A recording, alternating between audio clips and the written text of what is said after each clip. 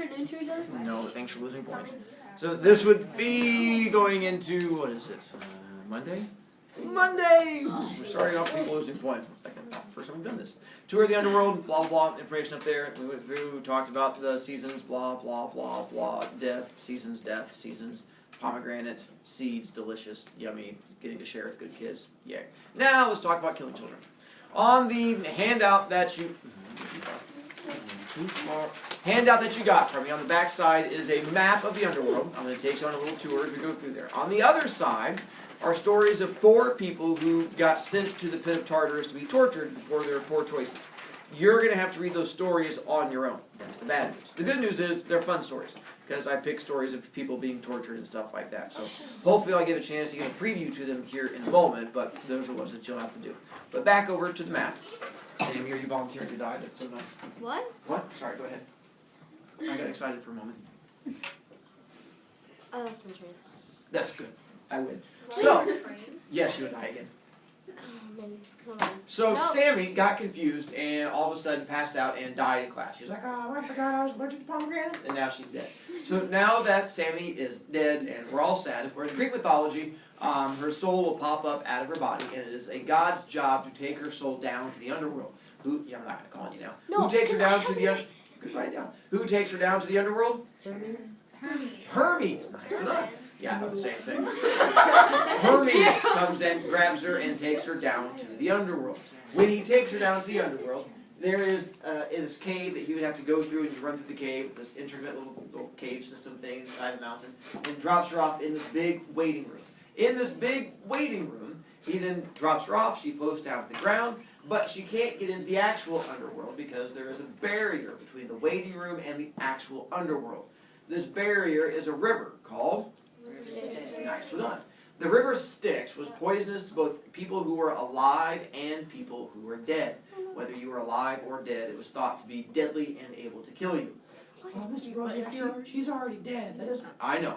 Once again, pew. And so, because of that, the idea being that if Sam was like, "You can't stop me, I'm already dead," woo! If she were to run and then jump into the water, it would burn and scream and be melting and sizzling and popping and and then eventually, like a video game, restarting your life. She would reappear right back in that waiting room, just in lots of pain, probably all twitchy, because of all the stuff that she went through. Only one way to get across the river Styx, and that was by paying the boatman Charon. And what did you have to pay him? One gold coin, sometimes referred to as a drachma. If you paid him the gold coin, he would take you from one side to the other. Oh, Mr. Brovicast, she's dead. How does she have a gold coin? Well, according to the Greeks, it was believed that if you were buried with a gold coin in your mouth, that when you got to the underworld, then when you got down there like a piggy bank, you would just sort of go, you'd spit out your gold coin, you would give it to him, and then he would take you across. If for some reason you died and did not have a gold coin, you would be stuck there. Let's say poor Dee is all upset about Sammy and her death, and so Dee is distracted coming home from school. She's like, "Oh, Sammy, it's not the same without you in class." And she steps in from a bus, and it hits her. And there's nothing left, just like little bits of Dee go flying everywhere. When Mama and Papa Dee go to bury her, there's nothing left but like a fingernail. And they're like, "We can't put a gold coin in there." Oh. So when Dee gets to the underworld, she's like, "Oh." She's now stuck in this little waiting room, and she can't go any further. It was thought that after 100 years, some stories said 1,000 years, if you waited long enough, Charon would take pity on you and take you across. But till then, you would just sit there waiting the entire time, unless someone else delivered a coin to you.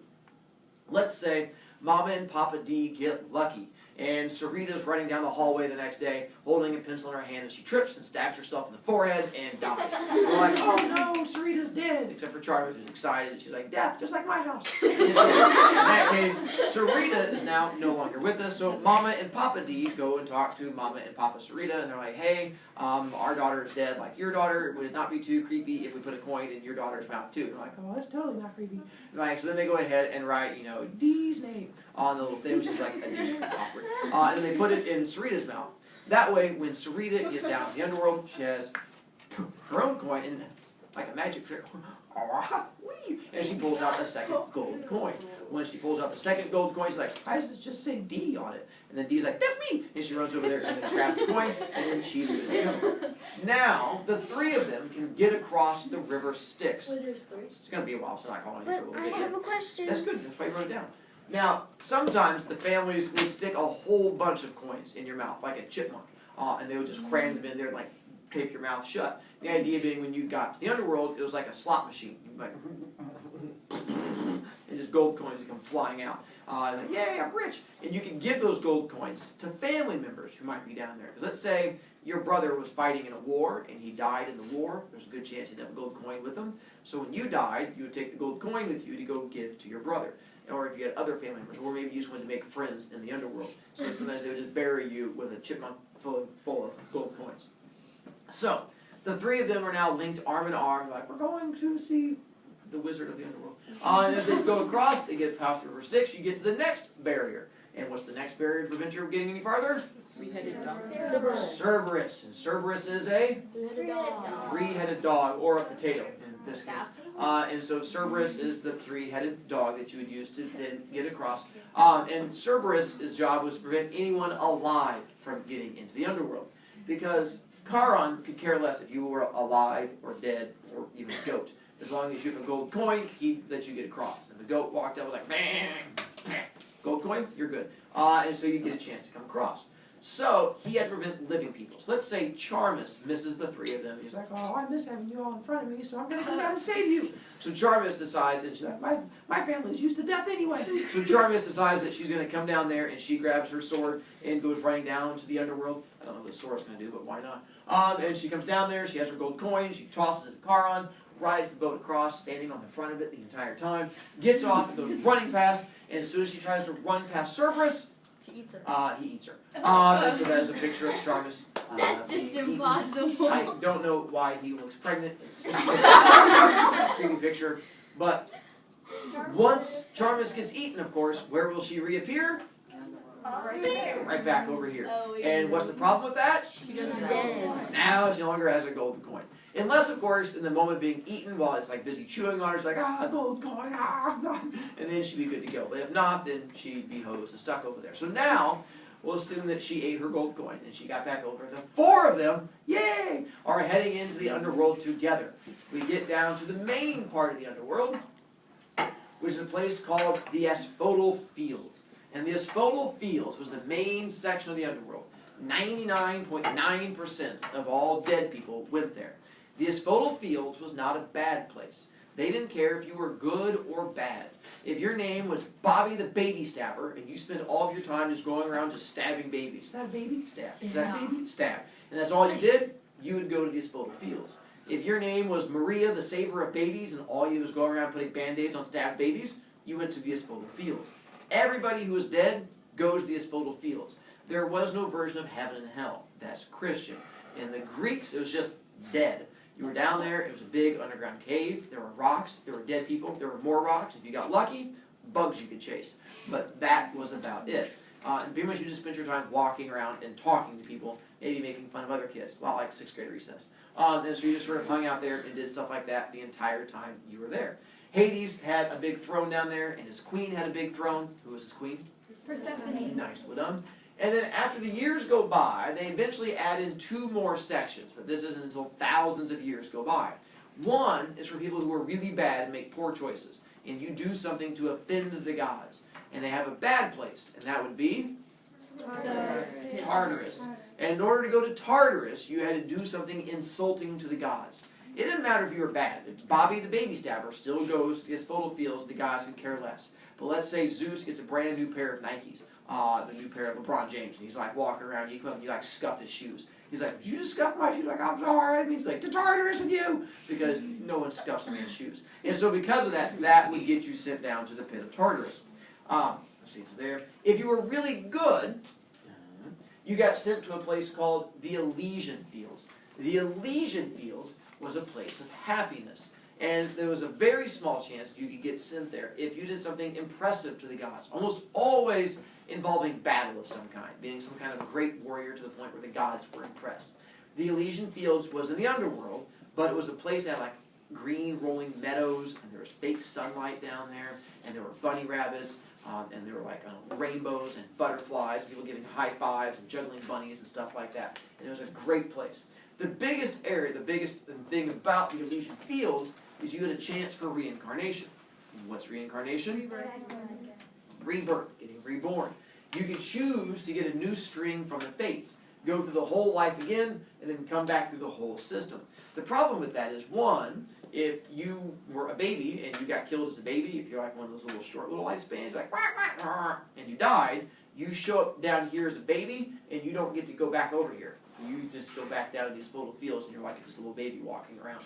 Or you could go through life and then come down and just be a normal person, and you'd be out of luck. Who decided? These three judges who got added in late in Greek mythology. They weren't there for a long time. Zeus eventually adds them in. King King Minos II, King Rhadamanthus, and King, I don't remember his name. And then the three of them decided if you were to Asphodel Fields or whether you went to the Elysian Fields. Usually Zeus would decide who goes there. It wasn't up to them.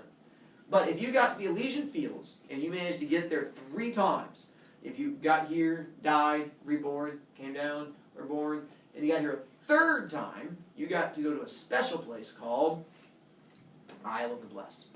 Isle of the Blessed was not in the Underworld. Isle of the Blessed was up on Mount Olympus. If you got to Isle of the Blessed, then you got to hang out with the gods. You got nectar and ambrosia. You got to go to their weekly poker tournaments. You got to know their Xbox Live name. You got to hang out with them and all kinds of great stuff like that. And that's awesome. The problem is, I can't find stories of anyone that ever made it there. They can tell you how to get there, and they can tell you that it was possible, but I can't find stories of any actual individuals who made it to that actual place. That's our Underworld. Sammy, do you have a question? It's a good thing you wrote it down. Do we have to read the stories by tomorrow? They will be on the Socratic quiz tomorrow, so it depends on how well you want to do. Okay. Okay. Any other questions as far as the Underworld goes? Hannon? So, what are like the little line thing and like the lightning bolt? That's to show you that it's a long distance between the two, because what happens is, it was not right next to it. In order to get there, there was a long tunnel you had to go through, and it'd be like over here, but I couldn't draw that long tunnel. So that just means, on a map, it means a break. So it means like just a long continuation, but I can't show you the whole long thing. There weren't actual lightning bolts on there. That would be awesome. Yes? On the Socratic quiz, is it just going to be like these 2 stories? Those 2 stories, and seasons, and all the things we've done before. Okay. Okay. Yes? Wait, so I don't get it. So they have. What are the judges doing? I don't. Their job was, it was a gift from Zeus that they got to hang out down there and decide if people got to go to the Elysian Fields or to the Asphodel Fields. Oh. And they were the ones that decided between those 2 things. Alright. And hey, we get to run through and do our thing together real quick. One thing. I can start having people stand up and do it for points. And we'll do it together with you real quick and we can take a volunteer. What? This thing, that Zeus, king of all gods. Why are you freaking out? This thing. Ready? And Zeus, king of all gods. Hera, queen of all gods. Poseidon, king of waters. Peter, god of fire. Hephaestus, god of blacksmith.